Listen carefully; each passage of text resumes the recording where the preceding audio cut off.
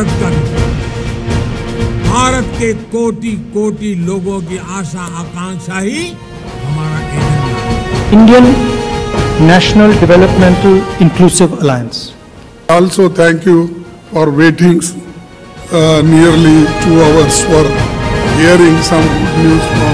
नमस्कार, प्रदेश तक में आपका स्वागत है। मैं हूं इल्मान खान। देश में 2024 की लड़ाई का राजनीतिक मंच तैयार किया जा रहा है। देश की राजनीति के दोनों प्रमुख दलों बीजेपी और कांग्रेस में अपना अपना कुनबा बढ़ाने की मुहिम तेजी पर है। कल 18 जुलाई को देश की सियासत से जुड़ी 2 बड़ी मीटिंग्स हुई।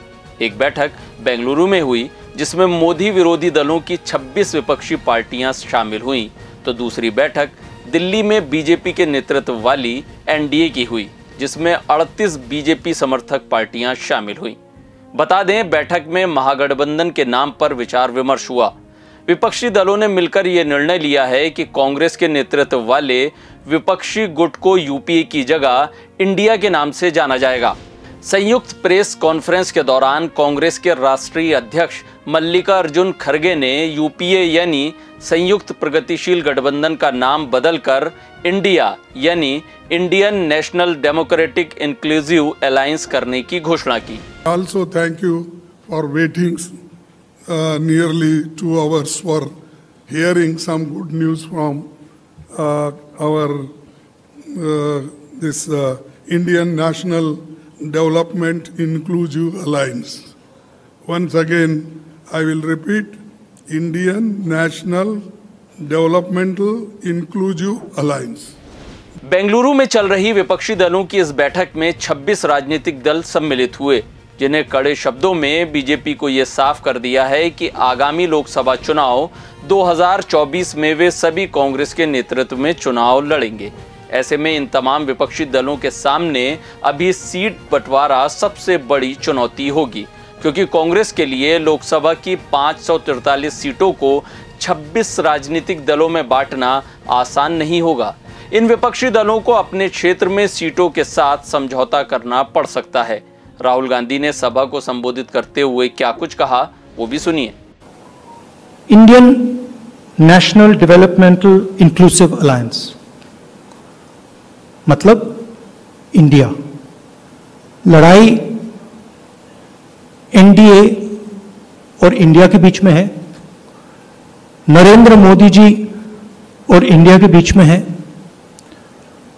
उनकी विचारधारा और इंडिया के बीच में है। आप जानते हो, जब भी कोई हिंदुस्तान के सामने खड़ा होता है, इंडिया के सामने खड़ा होता है, तो जीत किसकी होती है, कहने की जरूरत भी नहीं है। वहीं बेंगलुरु से करीब 2000 किलोमीटर दूर दिल्ली में बीजेपी की अगुवाई में एनडीए की बैठक हुई, जिसमें 38 दलों के नेता शामिल हुए। इस दौरान खुद पीएम मोदी ने बैठक में शामिल सभी लोगों का स्वागत किया।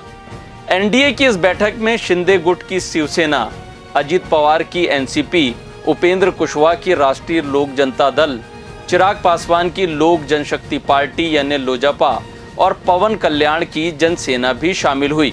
इस दौरान पीएम मोदी ने सभा को संबोधित करते हुए क्या कुछ कहा, वो भी सुनिए। भारत का विकास, भारत के कोटि कोटि लोगों की आशा आकांक्षा ही हमारा एजेंडा है।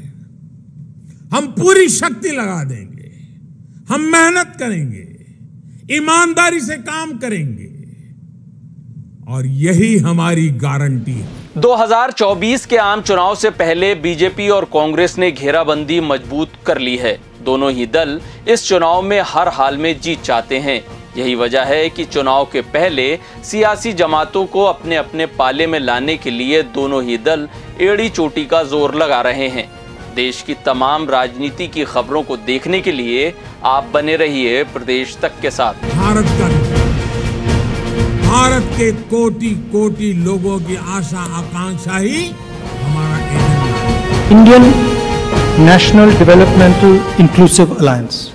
Also thank you for waiting nearly 2 hours for hearing some good news from